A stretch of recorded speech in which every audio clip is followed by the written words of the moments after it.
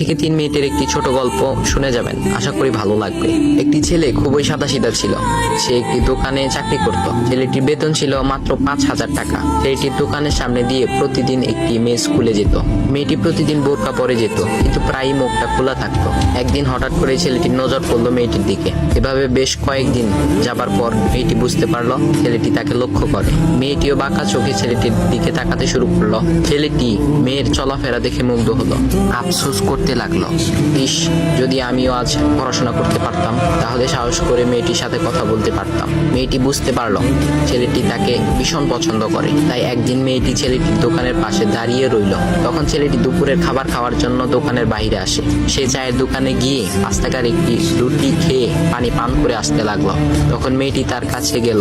তুমি ভাত খেলে না, রুটি দিয়ে পেট ভরবে? তখন ছেলেটি মেয়েটিকে দেখে অবাক হয়ে গেল। তখন ছেলেটি বলল, আমি ভাত খেলে আমার মা